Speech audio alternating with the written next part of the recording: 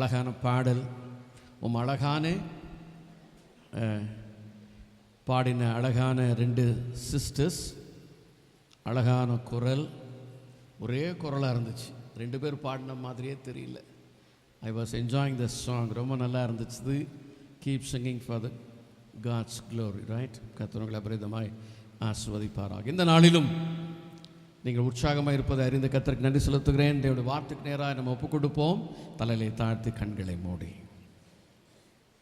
பேசுகிறது நீங்கள் அல்ல, உங்கள் ஆவியானவரே. இந்த நாளும் கர்த்தருடைய வார்த்தைக்கு நேராக நம்ம அர்ப்பணிக்க போகிறோம். தேவனுடைய வார்த்தை புடமிடப்பட்டதும் ஆத்மா ஊனை உருவ குத்துகிறதாயும் நம்முடைய சிந்தனைகளையும் கூட அது வகை அறுக்கிறதாயும் இருக்கிறது என்று வேதம் சொல்லுகிறது. இந்த காலையில் பரிசுத்தாவின் நேராக நம்ம ஒப்புக் கொடுக்கலாம். கர்த்தருடைய ஆவியானவர் மாத்திரம் இடைப்படும்படிக்கு அப்படின்னு கரங்களில் இம்மட்டும் தாங்கின கர்த்தர் இனியும் நம்மை நடத்துவதற்கு அவர் உண்மை உள்ளவராக இருக்கிறார். ஹல்லேலூயா. பேசும் ஆண்டவரே, என்னோட பேசும் என்று சொல்லி கேட்போம். ஹல்லேலூயா. நன்றி பரிசுத்த ஆவியானவரே. கடந்த நாட்களில் கண்மணி போல் கருத்துடன் நம்மை காத்தாரே. கடந்த நாட்களில் கண்மணி போல் கருத்துடன் நம்மை காத்தாரே. கர்த்தரையே நம்பி ஜீவித்திட கிருபையும் மீந்தத ஸ்தோத்தரிப்போமே. அற்புதமே நடத்துதலே ஆனந்தமே.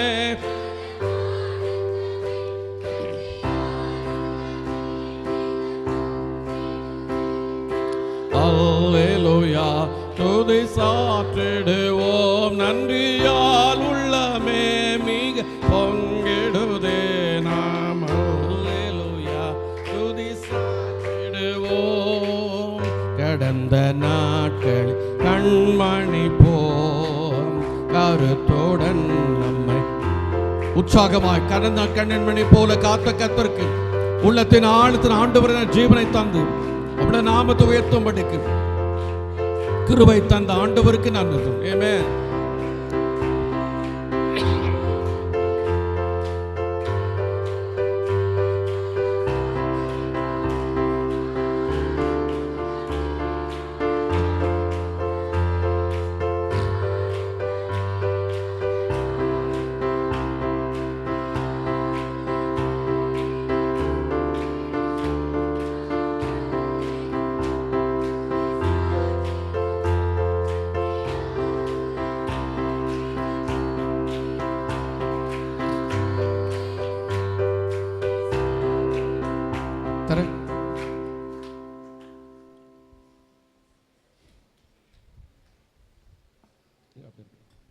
பலோம் நல்ல ஆண்டவரே, ஆஸ்வதிக்கப்பட்ட மனுஷன் காலவேளை காய்மை நன்றி துதிக்கிறோம். தெய்வ பிரசன்னங்களை அர்ப்பணித்திருக்கிறோம். வானத்தின் மன்னாவை நாங்களை போஷிப்பீராக. எங்கள் ஆத்மாவிற்கு வேண்டிய மன்னாவை நாளை கொடுத்து எங்கள் ஆவியில் உயிர்ப்பிக்கும்படி நாங்கள் செபிக்கிறோம். நாங்கள் வந்தது நல்லது. கர்த்தரோடு பேசின வார்த்தையோடு கூட உங்களுடைய ஆசீர்வாத சுதந்திரமைக்குள்ள கர்த்தர் உதவி செய்வீராக. இயேசுவின் நாமத்தில் வேண்டிக் கொள்கிறோம் நல்ல பிதாவே. ஆமென். மத்தேயு சுவிசேஷம் 3ஆம் அதிகாரம் 2ஆம் வசனம். மத்தேயு 3ஆம் அதிகாரம் 2ஆம் வசனம். மனம் திரும்புங்கள், பரலோக ராஜ்யம் சமீபித்து இருக்கிறது. ஆண்டவருடைய வேதம் சொல்லுகிறது. நாட்டில் யோவான் ஸ்நானகன் யூதாவின் நாட்டில் வந்து ஆண்டவரை குறித்து, வரப்போகிற தேவனாகிய ஆண்டவரை குறித்தும் அவர் மூலம் வரக்கூடிய ரட்சிப்பை குறித்தும் தெளிவான சத்தியத்தை மிகவும் மிகவும் கவனமாக அதே நேரத்தில் அதிகாரத்தோடு பிரசங்கித்தான். மனம் திரும்புங்கள், பரலோக ராஜ்யம் சமீபித்திருக்கிறது. Repent, the kingdom of heaven is at hand. பரலோக ராஜ்யம் உங்கள் கைக்கு அருகில் இருக்கிறது என்று சொல்லுகிறான். கிறிஸ்துவுக்குள் பிரியமானவர்கள், இந்த உலகம் முழுவதும் திருச்சபை ஆனது லெந்து காலங்களை அனுசரித்துக் கொண்டிருக்கிறோம்.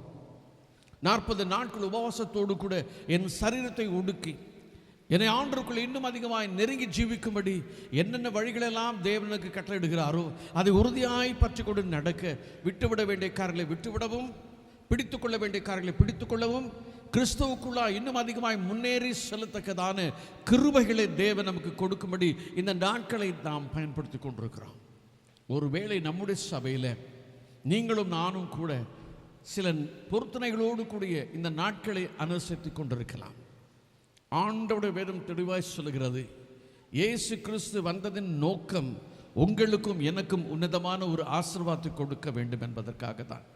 1 தீமோத்தேயு 1:15 வாசிக்கிறோம், பாவிகளை ரட்சிக்கவே கிறிஸ்து இயேசு உலகத்திற்கு வந்தார் என்கிற வார்த்தையும் உண்மையும் எல்லா அங்கீகரிப்பிற்கும் அது பாத்திரமாக இருக்கிறது.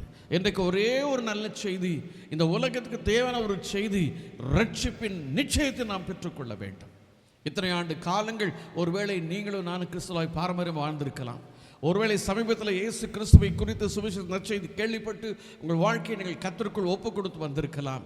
எப்படி இருந்தாலும் நாம் முன்னோக்கி சொல்லக்கூடிய ஒரு இலக்கு உண்டு. அப்போஸ்தலனாகிய பவுல் சொல்லுகிறார், நான் பின்னானவர்களை மறந்து முன்னானவர்களை நாடி எனக்கென்று வைக்கப்பட்ட இலக்கை நோக்கி தொடர்கிறேன். நான் அடைந்தாயிற்று என்று விடாமல் அதை முற்றிலும் பிடித்து கொள்ளும்படி தொடர்ந்து ஓடுகிறேன் என்று சொல்லுகிறார். இன்று நம்முடைய வாழ்க்கையில் கர்த்தர் உங்களுக்கும் எனக்கும் கொடுக்கின்ற அருமையான ஒரு நல்ல செய்தி, மனம் திரும்பி சுவிசேஷத்தின் ஆட்களை நம்முடைய ஒப்பு கொடுத்து ராஜ்யத்தை நாம் சுதந்திரமாக்கிக் கொள்ள வேண்டும். மனம் திரும்புதல் இல்லாமல் நம்முடைய வாழ்க்கையில் கிறிஸ்தவ வாழ்க்கை என்பது ஒருபோதும் இருக்கவே முடியாது. இன்றைக்கு நீங்களும் நானும் திருச்சபைகள் வந்திருக்கிறோம் என்று சொன்னால், உலகத்தில் இருக்கிற மக்களை காட்டிலும் நீங்களும் நானும் ஒரு வித்தியாசமான வாழ்க்கை வாழும்படியே அழைக்கப்பட்டிருக்கிறோம். 1 பேதுரு 2:9 சற்றே வாசிக்கலாமா? வேதம் என்ன சொல்லுகிறது பாருங்கள். 1 பேதுரு 2:9. நீங்களோ உங்களை அந்தகாரத்தில் நின்று தம்முடைய ஆச்சரியமான ஒளியினிடத்திற்கு வர வழைத்தருடைய புண்ணியங்களை அறிவிக்கும்படிக்கு தெரிந்து கொள்ளப்பட்ட சந்ததியாயும் ராஜரீகமான ஆசாரிய கூட்டமாயும் பரிசுத்த ஜாதியாயும் அவருக்கு சொந்தமான ஜனமாயும் இருக்கிறீர்கள். ஹல்லேலூயா. இன்றைக்கு பிரியமான ஆலயத்திற்குள் வந்திருக்கிற நீங்கள் சாதாரணமான ஆட்கள் அல்ல. வேதம் சொல்லுகிறது, முந்தி அந்தகாரத்திற்குள் உட்பட்டு நாம் வாழ்ந்து கொண்டிருந்தோம். இருளின் நாட்களுக்குள் நாம் வாழ்ந்து கொண்டிருந்தோம். எல்லாவற்றிலும் கிறிஸ்துவை அறியாமல் உலகம் போகிற போக்கில் நீங்களும் நானும் அதே போக்கிலே அடித்து செல்லப்பட்டு கொண்டிருந்தோம். ஆனால் ஆண்டவர் சொல்லுகிறார், இல்லை, உலகத்தோடு ஒத்த வேஷம் தெரியாமல் நீங்கள் எல்லாவற்றையும் விட்டு எதிர்த்து நின்று கிறிஸ்து உங்களுக்காக வந்த நோக்கத்தை அறிந்து கொள்ள வேண்டும் என்று அறிவிக்கப்பட்ட பொழுது அதே சவுல் பவுலாய் மாறி அழகாய் சொல்லுகிறான், முந்தி அந்தகாரத்தில் கட்டப்பட்டிருந்த நான் இப்பொழுது இயேசு கிறிஸ்துவுக்காக என்னுடைய வாழ்க்கையை அர்ப்பணித்திருக்கிறேன். 4 விதமான காரியங்களை சொல்லுகிறான். நீங்கள் பிரித்தெடுக்கப்பட்டவர்கள், you are a chosen vessel. நீங்கள் இயேசு கிறிஸ்துவுக்காக பிரித்தெடுக்கப்பட்டவர்கள். அடுத்த வேதம் சொல்கிறது, ராஜரீகமான ஆசார, ராயல் priesthood. ஒருவேளை நம்ம சொல்லிக்கலாம், நான் ஒன்றுமே உதவாதவே, யூஸ்லெஸ் ஃபெல்லோ, எதற்குமே நான் தகுதியற்றவனாக இருக்கிறேன். ஆனால் ஆண்டவர் சொல்கிறார், இல்லை இல்லை, உன்னை இப்பொழுது தகுதிப்படுத்திருக்கிறேன். நீ இப்போ ராயல் ஃபேமிலிக்குள் வந்து விட்டாய். ராயல் ஃபேமிலி என்னது? தமிழில் தான் வாசம், ராஜரீகம். வெளி தேசங்கள்லாம் போனால் இன்னும் நிறைய இடங்களில் மன்னராட்சி நடந்து கொண்டிருக்கிறது. ராஜாக்கள் இன்றைக்கு இருந்து கொண்டிருந்தார். இந்தியாவில் அப்படி தான் நிறைய ராஜாக்கள் இருந்தார்கள். நம்முடைய தமிழ்நாட்டில் 3 விதமான சேர, சோழ, பாண்டியன்லாம் இருந்தாங்க. பல்லவர், நம்ம பல்லாவரத்தில் பல்லவ மன்னர்கள்லாம் இருந்திருக்கிறாங்க இல்லையா? மன்னராட்சிகள் தான். இன்றைக்கு உலகத்தில் நிறைய மன்னர்கள் இருக்கிறார்கள். நீங்கள் துபாய் போன்ற மற்ற நாடுகளும் ஷேக்கும்பாங்க. அவங்க தான், அவங்க வைக்கிற சட்டம் தான், வெட்டுனா வெட்டு, தூக்கி போட்டோன்னா தூக்கி, அவ்வளோதான், வேறு ஒன்றும் பேசவே முடியாது. மன்னராட்சி. அப்படிப்பட்ட அதிகாரத்துக்கு உட்பட்டவர்களாய் தேவன் உலகத்திற்குள்ளாக அல்ல, ஆவிக்குரிய மக்களாய் உங்களை என்னை மாற்றிருக்கிறார். நீங்கள் பிரித்தெடுக்கப்பட்டவர்களாய் பரிசுத்த ஜாதி என்று கர்த்தர் சொல்லுகிறார். இன்றைக்கு நீங்களும் நானும் ஒரு பெரிய ஆசீர்வாதமான குடும்பத்துக்குள் வரவழைக்கப்பட்டிருக்கிறோம். எனக்கு உலகத்தில் என்னென்னமோ ஜாதி சொல்லிட்டு அலைகிறாங்க. நீ அந்த ஜாதி, நான் இந்த ஜாதி வச்சுக்கிட்டே பல பிரச்சனைகள் வந்து பல விதமான கொலைகளெல்லாம் நடந்துக்கிட்டு இருக்கு. நான் என்ன, நான் இப்படிப்பட்டவை. வேதத்தில் சொல்லப்பட்டிருக்கிற 2 ஜாதி தான். ஒன்று உலக பிரகாரமாக பார்த்தா ஒன்று ஆண் ஜாதி, இன்னொன்று இதுக்கப்புறம் வேறு ஒன்றுமே கிடையாது. ஆவிக்குரிய வாழ்க்கையில் பார்த்தீங்கன்னா ஒன்று பரிசுத்த ஜாதி, இன்னொன்று அசுத்த ஜாதி. அசுத்தமாய் வாழ்ந்த மக்கள் இன்றைக்கு பிரித்தெடுக்கப்பட்டு பரிசுத்த ஜாதியா, ஹோலி நேஷன் கர்த்தர் சொல்லுகிறார். ஜாதின்னு சொன்னால் ஜாதி இல்லை, அது ஒரு தேசமாக அங்கீகரிக்கப்பட்டது. இஸ்ரவேலை தேவர்கள் என்று சொல்கிறார். அநேக ஜாதிகள் என்று சொன்னால் அநேக நாடுகள் என்று அர்த்தம். இன்றைக்கு ஆண்டவர் சொல்கிறார், ஹோலி நேஷன், நீங்களும் நானும் பரலோக வாசிகளாய் தெரிந்து கொள்ளப்பட்டிருக்கிறோம். அடுத்த வேதம் சொல்கிறது, அவருடைய புண்ணியங்களை அறிவிக்கும்படி நீங்கள் தெரிந்து கொள்ளப்பட்டவர்களாக இருக்கிறீர்கள். ஒரு காலத்தில், அந்த காலத்தில் இருந்த நீங்கள் ஆச்சரியமான ஒளிக்கு வந்ததைப் போல இன்னும் இருளில் வாழ்கிற ஜனங்களுக்கு நீங்களும் நானும் இந்த புண்ணியத்தை அறிவிக்கும்படி தெரிந்து கொள்ளப்பட்ட ஜனங்கள். என்றைக்கு இது நடக்கும்? நீங்களும் நானும் மனம் திரும்பி இயேசு கிறிஸ்து இரத்தத்தினாலே கழுவப்பட்டு இயேசு கிறிஸ்துக்காய் வாழும்படி எப்பொழுது வாழ்க்கையை ஒப்புக் கொடுக்கிறோமோ அப்பொழுதுதான் இந்த ஆசீர்வாதங்கள் எல்லாம் நம்முடைய வாழ்க்கை நிறைவேறும் என்று சொல்லி கர்த்தர் சொல்லுகிறார். நீங்கள் மனம் திரும்பினால் கிடைக்கப்பெறுகிற பெரிய ஆசீர்வாதம் பரலோக வாழ்க்கை. இந்த உலகத்தில் வாழ்கிற நாட்கள் ஒருவேளை வேதம் சொல்கிறது 70, 80, ஆனாலும் அந்த நாட்கள் எப்படி போகுமா? வருத்தத்தோடும் துக்கத்தோடு தான் கடந்து போகும்.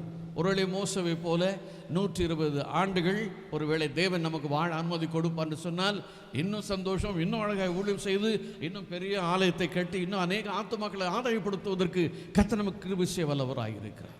2 விதமான நன்மைகள். ஒன்று, மனம் திரும்ப வேண்டும் என்று அழைக்கப்படும் போது கர்த்தருடைய பிள்ளைகளாய் மாற்றப்படுகிறோம். பரலோகத்தின் வாசிகளாக நாம் சுதந்திரமாய் கொள்ளும்படி அழைக்கப்பட்டிருக்கிறோம். இந்த காலவெளியிலே ஒருவேளை இந்த 40 நாட்களில் உலக பிரகாரமான காரியங்களில் மக்கள் வாழ்ந்து கொண்டிருக்கிறார்கள். நான் பூ வைக்க மாட்டேன், கறி சாப்பிட மாட்டேன், மீன் சாப்பிட மாட்டேன், ஏன் முட்டை ஓட கூட பார்க்க மாட்டேன், இதெல்லாம் எனக்கு வேண்டாம் அப்படின்னு சொல்லி அப்படியே ஃபாஸ்டிங் இருந்து வெறும் உலக பிரகாரம் ஃபாஸ்டிங் இருக்கனால ஒரு பிரயோஜனமும் கிடையாது. நீங்களும் நானும் ஃபாஸ்டிங் இருந்தால் வாழ்க்கையில் ஒரு மாற்றத்தை தேவன் கொண்டு வர விரும்புகிறார். யோவேல் தீர்க்கதரிசியின் புத்தகம் 2ஆம் அதிகாரம் வேதம் விவிதமாய் சொல்கிறது பாருங்கள். 12ஆம் வசனம் சற்று வாசிக்கலாம். யோவேல் பழைய ஏற்பாட்டில் 1601வது பக்கம். ஆதலால் நீங்கள் இப்பொழுதே உபவாசத்தோடும் அழுகையோடும் புலம்பலோடும் உங்கள் முழு இருதயத்தோடும் என்னிடத்தில் திரும்புங்கள் என்று கர்த்தர் சொல்லுகிறார். நிறுத்தலாம். என்னிடத்தில் கர்த்தர் சொல்லுகிறார். எப்படி திரும்பணும்? மனம் திரும்புன்னு சொல்லி அவன் சவாலோட்டு பிரசங்கம் பண்ணுகிறான். இப்போது கர்த்தர் எப்படி மனம் திரும்ப சொல்லுகிறார்? நீங்கள் உபவாசத்தோடும், உபவாச நாட்களாக இருக்கலாம். இது சாதாரண உபவாச பட்டினி. நானும் 12 மணி நேரம் சாப்பிட மாட்டேன் அப்படிங்கிறது பட்டினி, அது உபவாசம் கிடையாது. நீங்களும் நான் உபவாசிக்கிறோம் என்று சொன்னால் வேதம் சொல்கிறது, நீங்கள் உபவாசிக்கிற நாட்களிலே அழுகையோடும் புலம்பலோடும். எதுக்கு அழணும், எதுக்கு புலம்பணும்? ஆண்டவரே, நான் அக்கிரமத்தில் வாழ்கிறேன், என் வாழ்க்கையில் விடுதலை இல்லை, பாவத்திற்கு அடிமையாக இருக்கிறேன், பாவம் செய்யக்கூடாது என்று விரும்புகிறேன், ஆனால் என்னால் பாவத்தை விட்டு விட முடியவில்லை, பரிசுத்தமாய் உம்மை நோக்கி ஓடி வர வேண்டும் புலம்புகிறேன். யார் என்னை விடுதலை செய்வார்கள்? நிர்பந்தமான மனுஷன் தான். இந்த பாவ கயிறுடன் கட்டி இழுத்துக் கொண்டிருக்கிறது. ஆண்டவரே, என்னை விடுதலை செய்ய தீவிரித்து வருவீராக. உபவாசத்தின் நாட்கள் அழுகையோடும் புலம்பலோடும் உங்கள் முழு இருதயத்தோடும் யாரிடத்தில் திரும்பணும்? கர்த்தரிடத்தில் திரும்பணும். முழு இருதயத்தோடும். இன்றைக்கு இது ரொம்ப முக்கியமான ஒரு வார்த்தை. நாம் முழு மனதோடு திரும்புவதற்கு நம்ம ஒப்பு கொடுப்பதில்லை. இன்றைக்கு எல்லாம் அந்த இலங்கை பாஷையில் சொன்னால் அரைவாசி கால்வாசி. அரைவாசிலே நிற்கிறோம், முழு விஷயம் வருவதே கிடையாது. இங்கே ஒரு கால், அங்கேயும் ஒரு கால். நான் அங்கேயும் போவேன், சர்ச்சுக்குள்ளேயும் வருவேன். விடுதலை வேணும்னா இங்கே ஜோம் பண்ணிக்கிடுவேன், உலக ஆசீர்வாதங்களுக்கு என்ன வேணாலும் செய்வேன் அப்படின்னு சொல்லி ஓடுகிறவர்களை தேவன் பரிபூர்ணமான ஆசீர்வாதங்களால் ஒருபோதும் நிரப்ப. ஆண்டவர் சொல்லுகிறார், முழு மனதோடு, whole heartedly, completely surrender your life, முழுமையாய் கர்த்தருக்கு அர்ப்பணிக்கப்பட்ட ஒரு வாழ்க்கை. அப்படிப்பட்டவர்கள் என்ன செய்ய வேண்டுமா? 13ஆம் வசனம் சொல்லுகிறது, நீங்கள் உங்கள் வஸ்திரங்களை அல்ல உங்கள் இருதயங்களை கிழித்து உங்கள் தேவனாகிய கர்த்தரிடத்தில் திரும்புங்கள். அழகாய் சொல்லுகிறார். ஒரு உபவாச நாட்கள் சபையில் ஒரு 40 நாள் மீட்டிங் நடக்கும், பல இடங்கள் நடக்குது. நம்ம இடத்துல நடக்குதான்னு தெரியல, நடக்குதோ இல்லையோ, தனிப்பட்ட வாழ்க்கையில் அநேக சில பொருத்தனைகளை செய்து புதன்கிழமையே ஆரம்பிச்சிருவாங்க. சாம்பல் புதன்கிழமை, ஐயோ என்னை ஒடுக்குகிறேன், நான் இன்னிலிருந்து பட்டினி கிடந்து சாக போகிறேன். எதுக்காக? ஏன் பிரதர் முகம்லாம் வாடி இருக்கு? அது ஃபாஸ்டிங் பிரதர். ஏன் ரொம்ப டல் ஆகிட்டீங்க? 40 நாள் ஃபாஸ்டிங். இது பெருமையாக சொல்கிறதுக்கு, அதை கொண்டு குப்பை தொட்டில் ஃபாஸ்டிங் ஆண்ட விரும்பலை. அந்தரங்கத்தில் பார்க்கிற பிறகு வெளியரங்கமாய் உங்களை ஆசீர்வதிக்கத்தக்கதாக கர்த்தரோடு பேசுகிற நேரத்தை நாம் தீர்மானித்துக் கொள்ள வேண்டும்.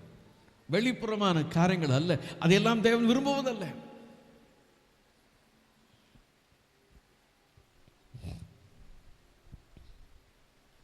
நம்முடைய வாழ்க்கையில் ஆண்டவர் சொல்லுகிறார், கர்த்தரை திரும்ப வேண்டும் என்று சொன்னார். முழு விருத்தோடு நம்முடைய வாழ்க்கை ஒப்புக் கொடுக்கும். வஸ்திரங்களை அல்ல, வெள்ளை வெள்ளை போட்டு வந்தால் பரிசுத்தம்லாம் கிடையவே கிடையாது. அப்படி போட்டோன்னா ஓரக்கரமண்டு அலைகிறான். இப்போ எனக்கு ஒரு அலர்ஜி உண்டு பாருங்க, எல்லாருக்கும் பல விதமான அலர்ஜி உண்டு. எனக்கு ஒரே ஒரு அலர்ஜி, முக்கியமாக ஜிப்பா அலர்ஜி. இந்த ஜிப்பாக்காரனை பார்த்தாலும் அலர்ஜி எனக்கு.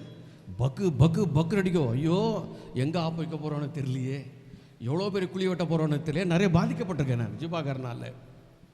அந்த ஜிப்பா ஆனால் ஜிப்பாவை போடுறதில்லை. நான்லாம் ஜிப்பானாலே நமக்கு ட்ரெஸ்ஸும் போய் நானும் போடுறது கிடையாது. இந்த ஜிப்பாக்கார பசங்களை தப்பாக நினச்சிக்கிறாதீங்க. எனக்கு அலர்ஜின்னு சொன்னேன், அவ்வளோதான். நிறைய பேர் நல்லா சுத்தமாக இருக்க தான் செய்கிறாங்க. வஸ்திரங்களே அல்ல, வஸ்திரங்களே அல்ல. ஒருவேளை நானே ஒயிட் பேண்ட் ஷர்ட் போடுறேன், தப்பு இல்லை. ஆனால் ஆண்டவர் சொல்றார், இந்த வெள்ளை ஷர்ட்டை வெள்ளை பேண்ட் அடையாளம் கிடையாது. ஆண்டவர் சொல்றார், உங்கள் வஸ்திரங்களை அல்ல, வஸ்திரங்களை வைத்து நாம் அல்ல, உங்கள் இருதயங்களை கிழித்து. இருதயத்தில் என்ன இருக்கு வாசிக்கலாம். நீதிமொழிகள் 6ஆம் அதிகாரம் வேதம் தெளிவாய் சொல்கிறது பாருங்கள். 6ஆம் அதிகாரத்தில் உங்களுக்கும் எனக்கும் கொடுக்கப்படுகிற அருமையான வார்த்தைகளை கேட்டு என்னை கர்த்தர் பக்கமாய் திரும்படி கர்த்தர் உதவி செய்வாராக. 6ஆம் அதிகாரம் 16ஆம் வசனத்திலிருந்து 6 காரியங்களை கர்த்தர் வெறுக்கிறார், 7 அவருக்கு அருவருப்பானவைகள். அவையாவன மேட்டிமையான கண். நல்லா கவனிச்சுக்கோங்க. நம்பர் 1 மேட்டிமையான கண். எழுதுங்க எடுத்து வச்சுக்கோங்க. நல்லதான். மேட்டுமையான கண், பொய் நாவு, குற்றமற்றவர்களுடைய ரத்தம் சிந்தும் கை, துராலோசனை பிணைக்கும் இருதயம், தீங்கு செய்வதற்கு விரைந்து ஓடும் கால்கள், அபத்தம் பேசும் பொய் சாட்சி, சகோதரர்களுக்குள்ளே விரோதத்தை உண்டு பண்ணுகிறது ஆகிய இவைகளே. 6 காரியம். ஆனால் 7 அவருக்கு அருவ பண்ண வேதம் அழகாக சொல்கிறது. யோசித்து பாருங்க. மேட்டுமையான கண், பெருமையோடு வாழ்கிற ஒரு வாழ்க்கை. ஓ அவனா அப்படின்னு கேட்குறோம், ஓ அவளா அப்படின்னா முடிஞ்சிருச்சு. இதான் மேட்டுமையான கண். நான் என்னை குறித்து பெருமையாக நினைத்துக் கொள்கிறேன். ஆனால் வேதம் சொல்கிறது,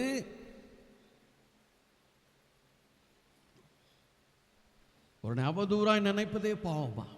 ஓ அவனா அப்படின்னு சொல்றதே பாவம் சொல்லி வேதம் சொல்கிறது. அடுத்தவர்களை மதிக்காமல் இருப்பதே பாவம் சொல்லி நம்ம எச்சரிக்கிறது. மேட்டுமையான கண்கள், நான் என்கிற ஆணவம், பொய் நாவு. இன்னைக்கு மனுஷன் பொய்ய பேச மாட்டேங்கிறான், பொய்ய ஊதி தள்ளுறான். நான் சொல்ல வசனம் சொல்லுது. துன்மார்க்கு பொய் பேசுறோம், பொய்களை ஊதி தள்ளுகிறான்.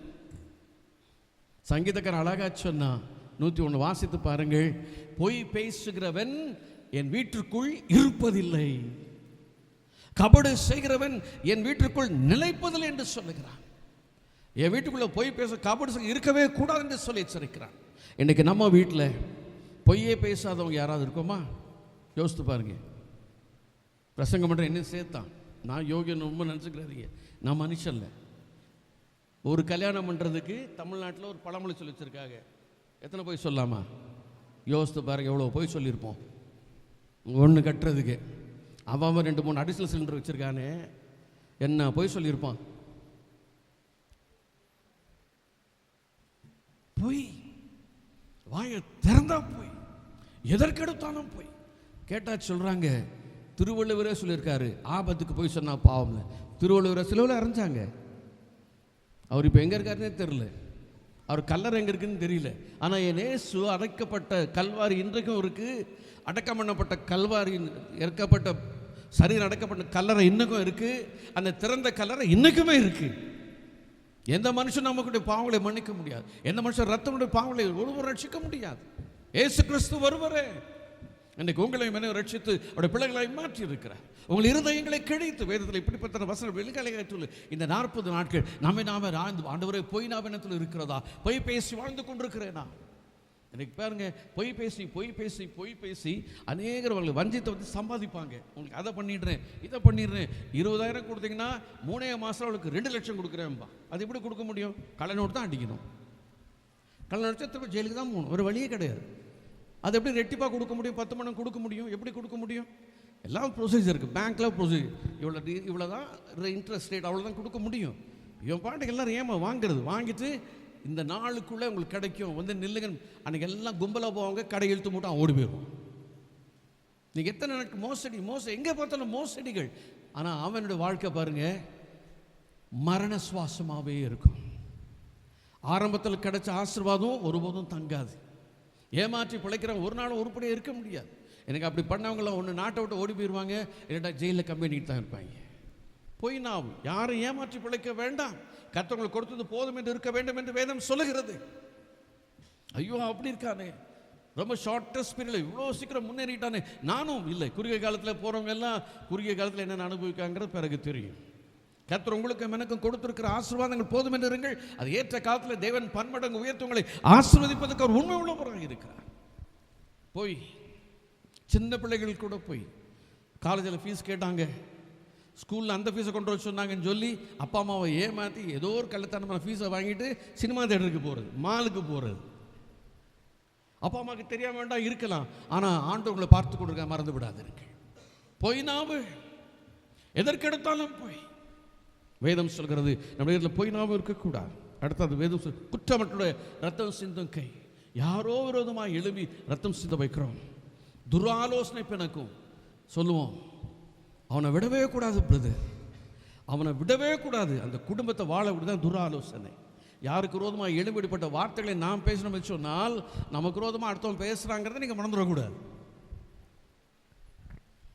இன்னைக்கு நான் ரொம்ப ரொம்ப எச்சரிக்கையாக இருக்கிற காரியம், யாராவது சொல்லுவாங்க ஐயா அது அப்படி இது இப்படி, அவர் அப்படி பண்ணிட்டார் இவர் இப்படி பண்ணுறார் அப்படின்னு சொல்லுவான். அவன் சொல்லும் போதே நான் உஷாராயிருவேன். மற்றவங்களை பற்றி என்கிட்ட சொல்கிறவன் வெளியே போய் நிச்சயமாக என்னை பற்றி சொல்ல போகிறான். நம்மள கண்டிப்பாக சொல்ல போகிறோம். நான் சொல்லுவேன், தம்பி போதும் சாப்டர் 5 க்ளோஸ் பண்ணுங்க, கிளம்புற வழியை பாருங்க. அவர் தப்பானார்ல, கத்திருக்க அவங்களுக்கு பார்த்துடுவாங்க, நீங்கள் கிளம்புங்க, நீங்களான நியாயத்து இருக்க வேண்டிய அவசியம் இல்லை. அவ்வளோ தப்பாக இருந்தாலும் நேராக போய் சுட்டி காட்டணும். பிரதமங்க மேலே வருத்தம் இருக்குது, நம்ம சென்று பேசி சமரசம் ஆகிக்கொள்ளலாம். அதுதான் கிறிஸ்தவ அன்பு. தூற்றி திரிவதால் துராசனை பிணைக்கும் இருதயம், தீங்கு செய்வதற்கு விரைந்து ஓடுவதற்கு கால்கள். யாரையாவது வெட்டணும், யாரையாவது குத்தணும், யாரையாவது பழி சொல்லணும், வேக வேகமாக எழுப்பி ஓடுறது. யாருக்காகவும் தயவுசெய்து தீங்கு நினைக்க முடியும் ஓட வேண்டாம். அபத்தம் பேசும் பொய் சாட்சி, சகோதரருக்குள்ளே விரோதம் கலகத்தை உண்டு பண்ணுகிறது. இன்னும் நிறைய இருக்குது. மக்கள் 7:21 வாசித்து பார். 20க்குள் பொல்லாங்கை தோன்றுகிற இதெல்லாம் இந்த நாட்டில் நாம் ஆராய்ந்து பார்த்து, ஆண்டவரே இந்த ஜோம் பண்ணும் போது லில்லி தானே ஜோம் பண்ணிங்க, பிரசங்கத்துக்காக ஜோம் பண்ணிங்கல்ல, ஆனால் வித்தியாசமான பிரசங்கம் வந்துக்கிட்டு இருக்கு பார்த்தீங்களா. அந்த மாதிரி ஜோம் பண்ணும்போது ஜோம் பண்ணாங்க, ஆண்டவரே இருதயம் நொறுங்குண்டவங்களாக வந்திருப்பாங்க, அவங்களுக்கு நல்ல பேஸ்ட்டு போட்டு ஆயின்மெண்ட் போட்டு நல்லா ஹீல் பண்ணுற மாதிரி பிரசங்கம் கொடுங்கன்னாங்க. இது சீலில் பிதுக்கிற பிரசங்கமாக இருக்குது. வெறும் அப்ளை பண்ணுறது கிடையாது, அப்படி ஸ்மூத்தாக தடவை கொடுறது கிடையாது, போட்டு குத்து எடுத்து சீலாம் வெளியே வந்தால் தான் கம்ப்ளீட்டாக சுகமாகும். இன்றைக்கு நாம் நம்முடைய இந்த 40 நாட்கள் என்பது வேடிக்கைக்காக நியமிக்கப்பட்டது அல்ல. உங்களுக்காகவும் எனக்காக கிறிஸ்து எதற்காக வந்தாரோ அந்த நோக்கம் நம்முடைய வாழ்வில் நிறைவேற வேண்டும், என் குடும்பத்தில் நிறைவேற வேண்டும், என் திருச்சொல் நிறைவேற வேண்டும். இன்றைக்கும் என் திருச்சொல் இருக்கிற மக்கள் ஒவ்வொரு இயேசு கிறிஸ்துவினால் கழுவப்பட்டிருக்கிறார்கள், இயேசு நாமத்தில் ரட்சிக்கப்பட்டிருக்கிறார்கள். என் பிள்ளையுடைய வாழ்க்கையில சாட்சி நிறைந்த வாழ்க்கை இருக்கிறது. அந்த காலத்தின் வாழ்க்கையில் இருந்து ஆச்சமான ஒளிக்கு வந்திருக்கிறார்கள். அதுக்கு நாங்கள் சாட்சி என்று ஒவ்வொரு நம்மை குறித்து சாட்சி கொடுக்கும்படி கர்த்தர் எழுப்பி இருக்கிறார். இயேசு கிறிஸ்துவை சாட்சி கொடுக்க வந்தேன் என்று யோவான் ஸ்நானகன் சொல்லுகிறார். இன்றைக்கு உங்களை குறித்தும் என்னை குறித்தும் வேதம் அல்ல, இந்த உலகம் சாட்சி கொடுக்க வேண்டும். உலகம் சாட்சி கொடுக்க வேண்டும். வேதவசம் வாழ்கிறார்கள் என்று சொல்லி அவர்கள் சொல்ல வேண்டும். நேற்று வரைக்கும் குடித்து வெறித்துக் கொண்டிருந்தான், நேற்று வரைக்கும் வித்தியாசமான வாழ்க்கை வாழ்ந்தான், ஆனால் திடீரென்று என்னன்னு தெரியவில்லை, அவன் வாழ்க்கை பிரகாசமாக. காரணம் இயேசு கிறிஸ்து அவனுக்குள் வாழ்கிறார். இயேசு கிறிஸ்து வாழ்கிறதை நாங்கள் பார்க்கிறோம் என்று சொல்லி மற்றவர்கள் உங்களை குறித்தும் என்னை குறித்தும் சாட்சி கொடுக்க வேண்டும். ஆண்டவர் சொல்கிறார், உங்கள் இருதயத்தை கிழித்து கர்த்தருக்கென்று உங்கள் வாழ்க்கையை நீங்கள் ஒப்புக் கொடுக்கும் போது ஆண்டவர் உங்களுக்கு என்ன செய்வாராம்? அவர் இரக்கமும் மன உருக்கமும் நீடிய சாந்தமும் மிகுந்த கிருபை உள்ளவர், அவர் தீங்குக்கு மனஸ்தாபப்படுங்க. அப்போது நம்மளோட வாழ்க்கையில் காணும் எல்லா கிரியைகளையும் அழித்து உள்ள சத்துரு சொல்லுவான், அழிக்காமல் விட மாட்டேன். ஆனால் ஆண்டவர் சொல்றார், தீங்குக்கு நான் மனஸ்தாபப்படுகிறேன், உன் பாவத்தை நான் கழுவுகிறேன், பரிசுத்தமாக்குகிறேன், என் பிள்ளையாய் மாற்றுகிறேன், உன் வாழ்க்கையில் அற்புதங்கள் நடக்கும் என்று சொல்லி கர்த்தர் சொல்கிறார். பிரியமானவர்களே, இன்றைக்கு நீங்களும் நானும் இந்த பரிசுத்த உபவாச நாட்களை ஆண்டவருக்கு என்று கிரியமாய் செலுத்தப்பட்ட உங்கள் வாழ்க்கையில் அற்புதங்களை ஆண்டவர் கொடுத்த ஆசீர்வாதமான நாட்களாய் மாற்றங்களை கத்த உதவி செய்யட்டும். மத்தேயு சுவிசேஷம் 16ஆம் அதிகாரம் 26ஆம் வசனம் சொல்கிறது, மிக தெளிவான எச்சரிக்கை தேவன் இங்கே கொடுக்கிறார் பாருங்க. மனுஷன் உலகம் முழுவதையும் ஆதாயப்படுத்திக் கொண்டாலும் தன் ஜீவனை நஷ்டப்படுத்தினால் அவனுக்கு லாபம் என்ன? மனுஷன் தன் ஜீவனுக்கு ஈடாக என்னத்தை கொடுப்பான்? உலகம் முழுவதும் ஆதாயப்படுத்தினாலும், எனக்கு எல்லாம் ஓடுறோம், டியூட்டி ஓட்டி, இன்னும் எவ்வளவு பணம், இன்னும் சேர்க்கணும். உலகம் முழுவதையும் ஆதாயப்படுத்தி கொண்டே இருக்கு. எனக்கு யாருக்குமே திருப்தி இல்லை. ஆண்டவர் எனக்கு ஒரு வீடு கொடுத்துருக்காரு, இது போதும் அப்படின்னு யாராவது திருப்தியோடு இருக்கீங்களா? யாராவது இருக்கோமா? இருக்க முடியாது. அதான் நிஜம் இல்லை. அடுத்தது இன்னொரு வீடு சென்னைக்கு அருகில் குறைந்த செலவில் அப்படின்பா. சென்னைக்கு அருகே எங்கே? விழுப்புரம், கடலூர்லாம் தாண்டி பாண்டிச்சேரி வந்துடும். அதுதான் சென்னைக்கு அருகில். பஸ்ஸை போட்டு டேனை போட்டு காலையில் எல்லோரும் பஞ்சில் அடித்து கொண்டு போயிடுவோம். அங்கே இடையில டீ காஃபி வாங்கி கொடுத்துட்டு பார்த்தீங்கன்னா போட்டு எடுத்து எல்லாம் அவ்வளோ. இன்றைக்கி ஜனங்க என்ன பண்ண, அங்கே வாங்கி போடு, இங்கே வாங்கி போடு, அதை பண்ணி இதை பண்ணி ஏமாற்றி வஞ்சிக்கிறது. எல்லா இடங்களும் லேண்ட் மேலே லேண்டை வாங்க, அதை வாங்க, இதை வாங்க. யாருக்காவது எனக்கு போதும், கர்த்தர் ஒரு வீடு கொடுத்துருக்காரு, அதில் 2 ஃப்ளோர், ரைட், என் மகனுக்கு என் மகளுக்கு கட்டிட்டேன். இனி வர ஆசீர்வாதங்களை யாருக்கெல்லாம் வீடு இல்லையோ அவங்களுக்கு நான் உதவி செய்ய போகிறேன். யாருக்காவது மனசு வருமா? ஒரு பையன் கொடுக்க மாட்டான். எனக்கு இது வரைக்கும் சொந்த வீடு இல்லை. 3 முறை முயற்சித்து 3 ஃபெயில் ஆகிட்டு விட்டுட்டேன் பெசாட்டில். கல்யாணம் உடனே ஒரு ஃப்ளாஷ் வந்துச்சு, லோன் எலிஜிபிலிட்டின்னு சொன்னாங்க. அதனால் எங்கள் சபையிலே பெரிய பணக்காரங்க, அவங்க வீட்டில் இருக்கிற ஒரே பொருள் துட்டு மட்டும்தான், ரூபா நோட்டு மட்டும்தான் இருக்கும், வேறு எதுவுமே இருக்காதுன்னா பார்த்துக்குவாங்க. எங்கே பார்த்தாலும் ரூபாவாக இருக்கும். அவ்வளோ பெரிய பணக்காரங்க. அந்த அக்காட்ட போய் கேட்டேன், அக்கா நம்ம ஒரு ஃப்ளாட்ஸ் ஒன்று வருது, எனக்கு லோன் எபிலிட்டி இல்லைங்கிறாங்க, இந்த டாக்குமெண்ட்ஸ் உங்களுக்கு நான் வாங்கி தந்துடுறேன், அதெல்லாம் அடைச்ச பிறகு நீங்கள் எனக்கு கொடுங்க அப்படின்னு. தம்பி, எங்களுக்கே சாப்பாட்டு கஷ்டம்ப்பா. அப்பட்டமான ஒரு உண்மையை சொன்னாங்க, எங்களுக்கே சாப்பாட்டுக்கே கஷ்டம்ப்பா. அவ்வளோ பெரிய பணக்காரங்க, பல கோடிகள் கேஷெல்லாம் சொன்னாங்க. பணம் இவ்வளோ இருந்தோம், கொடுக்க மனசு இல்லை. அதுக்கப்புறம் இதோட கொஞ்சம் மனசு சேர்த்து எங்கள் ஏரியாவில் போய் எங்கள் அப்பா உயிரோடு இருந்தாங்க, ஒரு லேண்டெல்லாம் ஃபிக்ஸ் பண்ணி போயிட்டோம். பணத்தை கொண்டு கொடுக்கும் போது ஒருத்தன் சொல்கிறான், இங்கே வாங்காதீங்க, ஏர்போர்ட் வரப்போகுது, இழந்துருவீங்க அப்படின்னா. அதுவும் போச்சு. அதுக்கப்புறம் இன்னோட முயற்சி பண்ணோம், வாங்கிக்கலாம் விட்டுட்டோம். ரைட், நம்ம கர்த்தர் எப்போ கொடுக்குறாங்க கொடுத்துட்டு போட்டோம், வேண்டாம். இந்த உலகமே வாடகை தான். என்னதான் நம்ம சொந்த வீடு இருந்தாலும் எனக்கு அவன் அங்கிட்ட இங்கிட்ட ஓடிட்டு வரோம். ஒரு நாள் மறிக்கும் போது நம்ம எந்த கிரவுண்டு மேலே நடந்தோமோ அந்த கிரவுண்டு தான் நமக்கு ரூஃபாக இருக்க போகுது. அதான் நமக்கு ரூஃபாக இருக்க போகுது. அதை நினச்சி பார்க்காம ஆட்டம் போடுறோம் பாருங்க. ஆட்டம்.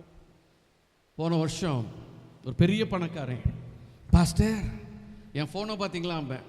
பார்த்தா இந்த மாதிரி சாதாரண ஃபோன் மாதிரிலாம் கிடையாது, ரொம்ப குட்டியாக இருக்கும், சின்ன ஃபோன், அந்த பட்டன் ஃபோன் சொல்லுவாங்கள்ல, அந்த மாதிரி ஃபோன்.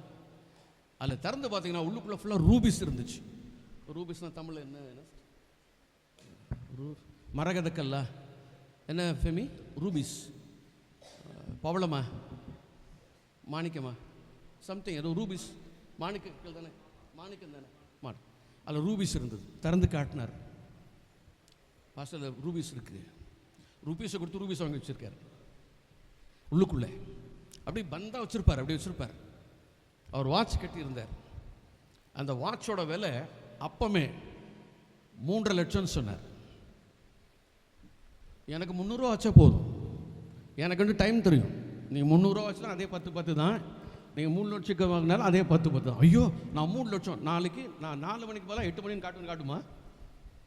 அதே டைம் தான்.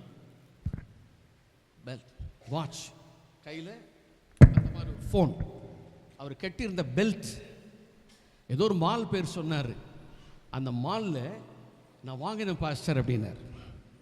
இது ரேட் என்ன தெரியுமான்னு கேட்டார். சொல்லுங்க தெரிஞ்சுக்கிடுறோம். 56,000 அப்படின்னார். அவர் கட்டிய பெல்ட்டு மாத்திரம். வயலில் எரியுது இல்லை, எனக்கும் தான் அது கேட்கும்போது கொஞ்சம் எரிய தான் சேர்ந்துச்சு.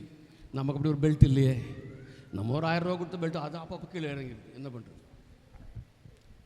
அந்த பெல்ட்டை கட்டிக்கிட்டு அவர் பந்தாக வந்தார். எங்கே பார்த்தாலும் ஈசிஆரில் பெரிய ஒரு வீடு. அவர் சொல்வார், அப்படி இந்த மேடையிலிருந்து பார்த்தா அந்த கடல் அப்படியே தெரியணும், அப்படி சேரில் உட்காந்து காலை ஆட்டி டீ குடிக்கணும் அப்படின்னார். வாங்கிட்டார். சென்னைக்குள்ளே ஒரு பெரிய ஃப்ளாட், அது குறைஞ்ச மதிப்பே 1 கோடிக்கு மேலே. அதை நான் தான் போய் கற்றுக்குள்ள போய் ஜோம் பண்ணி டெலிகேட் பண்ணிட்டு வந்தேன். காஞ்சிபுரம் பக்கத்தில் ஏகப்பட்ட துட்டு, லேண்டு மேலே லேண்டு. அவ்வளோ வச்சுட்டு சொல்கிறார் ஒரே பையன், என் பையனுக்கு இன்னும் ஒன்றுமே சேர்க்கல பாஸ்டர். இவ்வளோ வச்சுக்கிட்டு அவர் சொல்கிறாரு, என் பையனுக்கு நான் ஒன்றுமே சேர்க்கல பாஸ்டர். அடா பாவி, எனக்கு ஒரு கிரவுண்டே இல்லாமல் உட்காந்துருக்குறேன், இவ்வளோ வாங்கிட்டு ஒன்றும் இல்லைங்கிறேன். நடந்து என்ன தெரியுமா, போன வருஷம் ஜிம்முக்கு போனார், எக்ஸசைஸ் பண்ணிக்கிட்டே இருந்தார், அங்கே மயங்கி விழுந்தார், ஸ்பாட்டில் இறந்து போனார். வயசு 46. 50 வருஷம் தொடலை, பல கோடிகளுக்கு அதிபதி. அதான் இன்றைக்கு பணம் பணம் பணம் பணம் அலைஞ்சு எல்லாம் பண்ணி இன்னும் வேணும் இன்னும் வேணும் இன்னும் வேணும் ஓடி கடைசியில் இருந்ததையும் அனுபவிக்க முடியாமல் போய் சேர்ந்துட்டான் மனுஷன். பிரியமானவர்களை, இன்றைக்கு உங்களுக்கு ஜீவனோடு வச்சிருக்காரு, ஆண்டவருக்கு நன்றி சொல்லுங்க. உங்களுக்கு நல்ல சாப்பாடு கொடுத்துருக்காரு, ஆண்டவருக்கு நன்றி சொல்லுங்க. உங்களுக்கு நல்ல நீட்டாக ட்ரெஸ் பண்ண உதவி செய்திருக்காரு, நன்றி சொல்லுங்க. சொந்த வீடோ வாடகை வீடோ மகிழ்ச்சியாக இருக்கும்படி கர்த்தர் உதவி செய்திருக்கல, நன்றி சொல்லுங்க. நாளைக்கு எவ்வளோ ஆசீர்வாதமாக கர்த்தரை உயர்த்துவார். அதனால் வேதம் சொல்லுகிறது, அவரது மனதுருக்கம் உள்ள கர்த்தர் அவர் பக்கத்தில் நெருங்கினா வரும்பொழுது என் மகனை ஆசீர்வதிக்கட்டும், என் மகளை ஆசீர்வதிக்கட்டும், என் குடும்பத்தை உயர்த்தட்டும், நிச்சயமாக கர்த்தர் இறங்குவார். உலகம் முழுவதையும் ஆதாயப்படுத்தினாலும் அவனுக்கு ரட்சிப்பை குறித்து அக்கறை இல்லாமல் இருந்தது. கடைசியில் தன் வாழ்க்கை இழந்து போனான். அந்த சொத்துக்கள் அனுபவிக்க முடியாமல் போய் என்ன லாபம்? பிரியமானவர்களாக இந்த நாளில் ஒரே ஒரு வார்த்தை வேதம் சொல்கிறது, கவனமாக நீங்களும் நானும் வாசிக்கும் பொழுது அப்போஸ்தலர் வேதம் அழகாய் சொல்லுது. பிலிப்பன் வருகிறான், அங்கே சைமன் இருக்கிறான், மாயவித்தை பண்ணுகிறான், எல்லாவற்றையும் பார்க்கிறார். ஊழியர்கள் வருகிறார்கள், அதிசயங்கள் நடக்கிறது. மேஜிக் ஷோ பண்ணிட்டு இருக்கவே தனதான் பெரிய சக்தின்னு சொல்லி கொண்டிருக்கிறான்.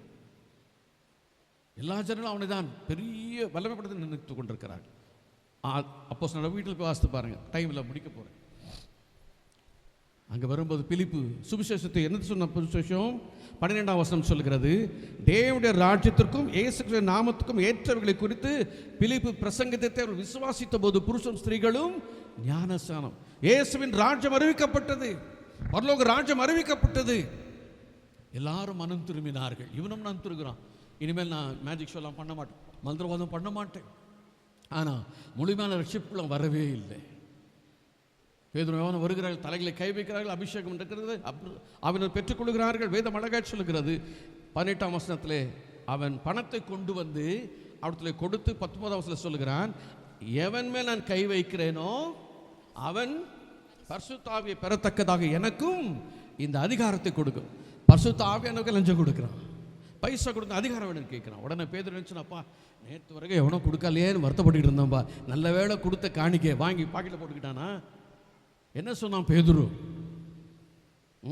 20ஆம் வசனத்தில் பேதுருவை நோக்கி, தேவனுடைய வரத்தை பணத்தினாலே சம்பாதித்துக் கொள்ளலாம் என்று நீ நினைத்தபடியினால், நினைச்சதுக்கே சொல்றான், பணத்தை கொண்டு வாங்க நினைச்சபடினால உன் பணம் உன்னோடு கூட மல்டிப்ளை ஆக கடவுதுன்னு சொன்னானா? பெருக கடவுதுன்னு சொன்னானா? என்ன சொன்னா? நாசமா போகிறான். ஆவியான்ட்ட விளையாடாதீங்க அப்படிங்கிறான். இன்றைக்கு ஆவியானே துக்கப்படுத்தி கொண்டிருக்கிறோம். நான் சர்ச்சுக்கு போக மாட்டேன், காணிக்கை கொடுக்க மாட்டேன், அப்படியே தப்பு பண்ணாலும் ஒரு காணிக்கை ஒரு 50 ரூபா எக்ஸ்ட்ரா கொடுத்து ஆண்டவர் அட்ஜஸ்ட் பண்ணிடுவேன். ஆண்டவர் அட்ஜஸ்ட்மெண்ட்டுக்கெல்லாம் வரவே மாட்டார், பனிஷ்மெண்ட் தான் கிடைக்கும். No adjustment, only punishment. இதை செய்தால் தான் வேதம் இந்த 40 நாட்களை நான் பிரயோஜனப்படுது. வேதம் சொல்லுகிறது, கடிந்து கொள்கிறான் பேதுரு, உன் பணத்தை கொண்டு அபிஷேகத்தை பெற்றுக்கொள்ள, உன் பணம் உன்னோடு கூட ஒன்றுமில்லாமல் போகட்டும், உன் இருதயம் தேவனுக்கு முன்பாக செம்மையாயிராது. அப்படினால் இந்த விஷயத்தில் உனக்கு பங்கும் இல்லை, உனக்கு பங்கே கிடையாது, ராஜ்யத்துக்குள்ள வர முடியாது. அடுத்து சொல்லுகிறான், நீ உன் துர்க்குணத்தை விட்டு மனம் திரும்பி தேவனை நோக்கி. இப்போதான் இன்னும் மனம் திரும்பணும். ஞானசானம் எடுத்துட்டான், ஞானசானம் எடுத்து நான் பார்த்து கண்டித்து சொல்கிறான், மனம் திரும்பு. இது ஒரு பெரிய ரகசியம் இருக்கு. ஞானசானம் எடுத்தனால நம்மளாம் பரிசுத்தவான்கள் கிடையாது. மனம் திரும்ப பார்த்து இன்னும் மனம் திரும்ப, உனக்குள் துர்க்குணம் இருக்கிறது, இன்னும் விட வேண்டிய காரியம் நிறைய இருக்கிறது, கர்த்தரை துக்கப்படுத்துகிற காரியம் இருக்கிறது, எல்லாவற்றையும் விட்டுவிடு என்று கர்த்தர் சொல்லுகிறார். நீ கசப்பான பிச்சையிலும் 22 வசனம் 3, கசப்பான பிச்சையிலும் பாவக்கட்டிலும் அகப்பட்டு. சத்தியத்தை சத்தியமா சொன்னான் பேதுரு. உன் பணத்தை வச்சு இங்கே ஆட்டெல்லாம் போடாதே, பணத்தை வச்சுட்டு ஆட்டம் போடாதே. உன் பணம் எனக்கு தேவையில்லை, அது ஒரு சாபமா போகட்டும். நீ கசப்பான பிச்சை மனம் திரும்பிட்டே ஞானசனை எடுத்துட்டேன்னு சொல்றேன், ஆனா என் இருதயம் பாவத்தினால் நிறைந்திரு, கசப்பான பிச்சையில் அகப்பட்டிருக்கிறது. இந்த காலையில் கத்தவங்களோட பேசுகிறேன். ஏதோ ஒரு காரியம் கசப்பான ஒரு பிச்சு என் இருதயத்தில் காணப்படுகிறது. ஆண்டவரே என் பாவத்தை மன்னியும். அவன் உடனே இப்பொழுதுதான் உடம்பு பயப்படுகிறான் பாருங்கள். 24 வசனம் சொல்ல, அதுக்கு சீமோன், நீங்கள் சொன்ன காரியங்கள் ஒன்றும் எனக்கு நேரிடாதபடி எனக்காக வேண்டிக் கொள்ளுங்கள். அப்பா உண்மையாக பயம் இப்போ தான் வருது. ஒருவேளை இப்படிலாம் நடந்துட்டுனா நான் என்ன செய்ய முடியும்? தயவு செய்து எனக்காக வேண்டிக் கொள்ளுங்கள். நம்முடைய வாயின் வார்த்தைகளில் கவனமாக இருக்கும். நாவு சிறியவமாக இருந்தாலும் அது நெருப்பு என்று சொல்லி யோவான் 3 அதிகாரம் 5 வீட்டில் போய் வாசித்து பாருங்கள். அதை யாராலும் அடக்க முடியாது. நம்முடைய நாவினாலே அநேக நாம் பாவம் செய்து கொண்டிருக்கிறோம். கர்த்தருக்கு விரோதமான காரியங்களை நாம் செய்து கொண்டிருக்கிறோம். இந்த காலையில் பரிசுத்த ஆவியான உங்களுக்கும் எனக்கும் அருமையான ஒரு எச்சரிக்கையின் செய்தியை கொடுக்கிறார். இந்த 40 நாட்கள் உங்களையும் என்னை கிறிஸ்துவுக்குள் சுதந்திரமாக்கிக்கொள்ளும், சுத்திகரித்துக் கொள்ளவும், இன்னும் அவர்கள் நெருங்கி ஜீவிக்கும். கர்த்தரை அறிகிறார், கிருபையில் வளரும், கர்த்தர் உதவி செய்ய வல்லவராக இருக்கிறார். பெரியவரானாலும் சரி, சிறு பிள்ளைகளாலும் வாலிபரானாலும் சரி, இன்னைக்கு நம்முடைய வாழ்க்கையை சீர்தூக்கி பார்ப்போம். மனம் திரும்புங்கள், பரலோக ராஜ்யம். தன் பாவங்களை மறைக்கிறவன் அவன் மறைச்சுதான் கம்யூனியன் பேப்டிசம் எடுத்தான், ஞானஸ்நானம் எடுத்தான். ஆனால் அந்த மறைந்திருந்த ஆண்டவர் வெளிரங்கமாக்கினார். தன் பாவங்களை மறைக்கிறவன் வாழ்வடைய மாட்டான். அவைகளை அறிக்கை செய்து விட்டு விடுகிறவன் தான் இரக்கம் பெறுவான். இந்த தேவனுடைய இரக்கத்தை பெற்றுக்கொள்ள நம்முடைய வாழ்க்கை அந்த சீமோனை போல பெயருக்காக அல்ல, போலியான ஒரு மனம் திரும்புதல்ல, தேவனுடைய ராஜ்யத்தின் சுவிசேஷத்தை அறிந்து கொண்ட நான் கிறிஸ்துவின் ராஜ்யத்துக்கு பங்குள்ளாய் மாறுபடிக்கு இந்த கால திருச்சபையை நம்ம ஒப்புக் கொடுக்க போகிறோம். ஆண்டவரே என் வாழ்க்கையில் இந்த நாவில் ஆண்டவர் என்னோட நைட்டெல்லாம் ஜோம் பண்ண ஒரு வருஷம் ஆண்டவர் கொடுக்கல. பொதுவாகவே எங்கே போனாலும் ஆசீர்வாதமான செய்தி கொடுக்க தான் ஆசைப்படுவேன். நான் ஆண்டவர்கிட்ட கேட்டேன், நல்ல வார்த்தையை கொடுங்கப்பா. நைட்டெல்லாம் போராடுறோம், காலையில் தான் சொல்கிறார், இன்றைக்கி ஆசீர்வாதம் கிடையாது, ஆசீர்வாதத்துக்கு வழியை சொல்லித்தரேன், அதை போய் சொல்லிட்டோம் அப்படின்ட்டார். ஆசீர்வாதம் கீயை கொடுக்குறேன், அதை கொண்டு கொடு, உனக்கும் அதுதான். நீ ஆசீர்வாதமாக இருக்க வேண்டுமானால் இந்த சாவியை பயன்படுத்து, இந்த காரியத்தை செய். நாவு நாவு நாவு இந்த 32 பல் இருக்குல்ல, அப்படி தானே சொல்கிறாங்க. சிலருக்கு 64 கூட இருக்கலாம், நமக்கு தெரியாது. என்ன சிரிக்கிறோம்? நான் அவ்வளோ இருக்குது. இந்த நாக்கை பார்த்து இந்த 32 பல்லும் சொல்லிச்சான், ஜாக்கிரதையாக இருந்துக்க, ஜாக்கிரதை. நீலாம் ஒரே ஆள், நாங்கள் மொத்தம் 32 பேர், அத்தனை பேரும் சேர்ந்தா அவனை அப்படியே கடிச்சு நசிக்க ஒன்றும் இல்லாமல் ஆக்கிடுவோம் அப்படின்னுச்சுங்க. நாக்கை பார்த்து 32 பல்லும்.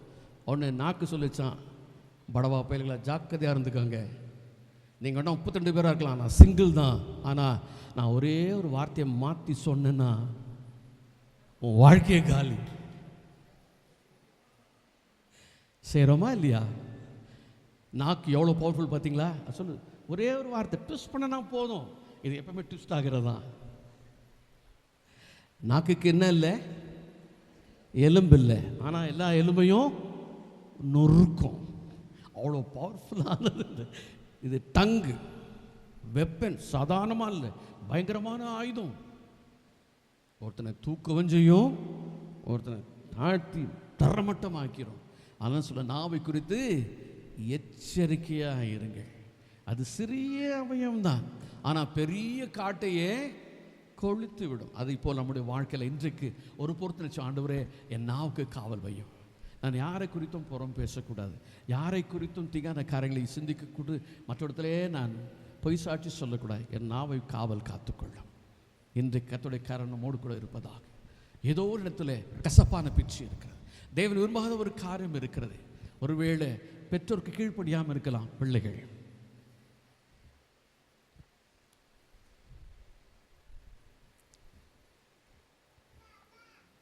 நம்முடைய பிள்ளைகளை குறித்து கர்த்தரும் கவனமாக இருக்கிறார். சிச்சை செய்ய நேரத்தில் சிச்சை செய்யணும், அன்பு காட்டணும். அன்பு காட்டணும் ஓவராக ஃபுல்லாக செல்லம் கொடுத்து கெடுத்துடக்கூடாது. கண்டித்து தான் வளர்க்கணும் பிள்ளைகளை. இன்றைக்கு நீங்களும் நானும் ஆஸ்வாதமாக மாறப்போகிறோம். ஒரே ஒரு காரியம், மனம் திரும்புங்கள், பரலோக ராஜ்யம். அதற்கு தான் இயேசு சிலுவை சுமந்தார், அதற்கான ரத்தம் சிந்தினார், விலையேற பெற்ற ரத்தம் உங்களை என்னை மீட்பதற்காக. ஆண்டவரே, ரத்தத்தினால் கழுவி என்னை பரிசுத்தப்படுத்த. நமக்குள் பாவம் சொல்லுவேன், நம்ம வஞ்சிக்கலாக இருப்போம், சத்தம் கூடாது. இயேசு கிறிஸ்துவின் ரத்தம் சகல பாவங்களை நீக்கி நம்மை சுத்தி. தலைகளை தாழ்த்தி கண்களை மூடி, ஆண்டவரே, உமக்கு விரோதமாய் எவ்வளவோ பாவங்களை செய்திருக்கிறேன், மற்றவர்களை துக்கப்படுத்தியிருக்கிறேன், நாவினாலே அநேகரை நான் காயப்படுத்தியிருக்கிறேன், கள்ளத்தனமான கணக்குகள் எழுதியிருக்கிறேன், என் பெற்றோர் கீழ்ப்படியாமல் இருந்திருக்கிறேன், பொய் பேசியிருக்கிறேன், அவமானப்படுத்தி துக்கப்படுத்தியிருக்கிறேன், என் பெற்றோரை கண்ணீர் வடிக்கும்படி செய்திருக்கிறேன். ஒரு விஷயம் என்னை மன்னியும் ஆண்டவரே. கர்த்தர் உங்கள் படிப்பின் நாட்களை ஆஸ்வாதம் மாற்றுவார், உங்கள் எதிர்காலத்தை ஆஸ்வாதமாக மாற்றுவார், நீங்கள் விரும்புகிற காட்டிலும் மேலான நன்மை கொண்டு வருவார், அற்புதங்களை செய்வார். ஹல்லேலூயா. கர்த்தரை கருத்தில் ஒப்புக் கொடுக்குமா? இன்னைக்கு நாம் கட்டி வைத்திருக்க மாட மாளிகைகள் ஒருவேளை வாழ்வதற்கு கர்த்தர் கொடுத்த அடையாளங்களாக இருக்கலாம், ஆனால் அவைகள் நம்மை ஒருபோதும் ரட்சிக்க முடியாது. இயேசு கிறிஸ்துவின் ரத்தம் மாத்திரமே பாவங்களை கழுவி சுத்திகரிப்பது உண்மை உள்ளதாக இருக்கு. ஒப்புக் கொடுப்போம். ஹல்லேலூயா. Thank you Jesus. நெஞ்சத்திலே தூய்மை உண்டோ, இயேசு அழைக்கிறார். நொறுங்குண்ட நெஞ்சத்தையே இயேசு அழைக்கிறார்.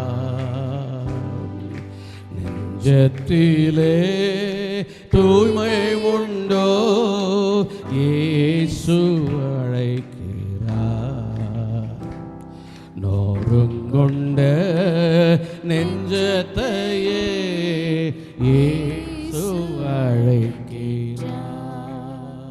வருந்தி சுமக்கும் பாரம் அது கொடிய இருளில் சேர்க்கும்.